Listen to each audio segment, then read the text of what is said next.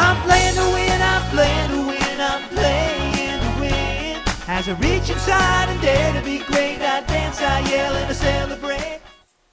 Hi, my name is Annalise, and I'm an assistant trainer with Frontier Trainings, the world leader in experiential business training. And this week, on Breakthroughs Before Breakfast, the principle that we're going to be discussing is the Hedgehog Principle. And if you'd like to know more information on why it's called the Hedgehog Principle, you can buy and read the book, Good to Great by Jim Collins. So this principle discusses 3 critical keys which you must have in order to build a successful business. So let's look at these.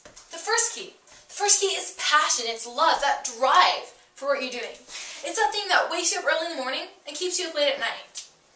The second key is that you must be in an industry that is financially lucrative.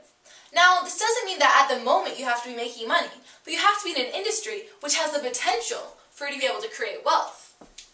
For instance, now would not be a good time to go into a company producing VHS tapes, because the technology has surpassed it, so it's not something that there's a big niche market for. So you're not going to be actually able to create wealth in that, because it's been surpassed.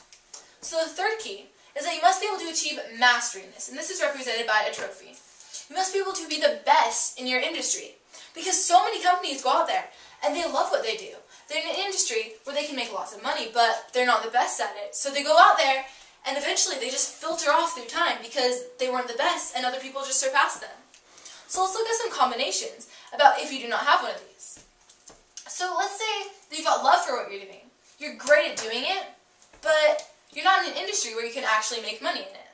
That would be called a hobby.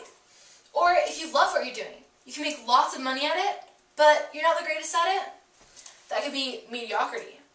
Or if you're in an industry where you're great at what you're doing, you can make lots of money at it, but you don't love what you're doing. You don't have that passion, you don't have that drive, a reason to really do it other than the money.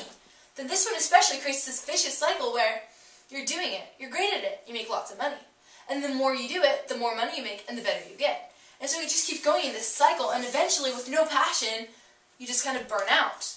So the key is to have all 3 of these, and that's when you hit the sweet spot. And when you've hit that spot, then you know that you're at a place where you've laid the foundation and you're in your path to achieving that goal. So this week's world leader that clearly exemplified this principle is Bill Gates. Let's take a look at some reasons why. So from a very early age, he clearly had a passion, a love for computers. At his time at Harvard, he would spend his nights and weekends tirelessly working away at the computer lab when most other people didn't even have access to the computers. He was clearly in an industry which is financially lucrative because he was one of the ones who developed the technology and opened the doors and paved the way for the entire information age in which we live today. He was clearly a master at what he did because for decades now, Microsoft has been able to dominate the software industry. So he was clearly able to hit that sweet spot and develop his business empire. So this week, my challenge to you is to take a look at your business and see how are you applying all 3 of these keys. Do you have love for what you're doing? Are you in an industry which is financially lucrative? And are you on your path to becoming a master at it?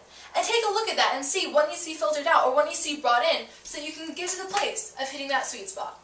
Thanks so much for watching, and tune in again next week for another Breakthroughs Before Breakfast.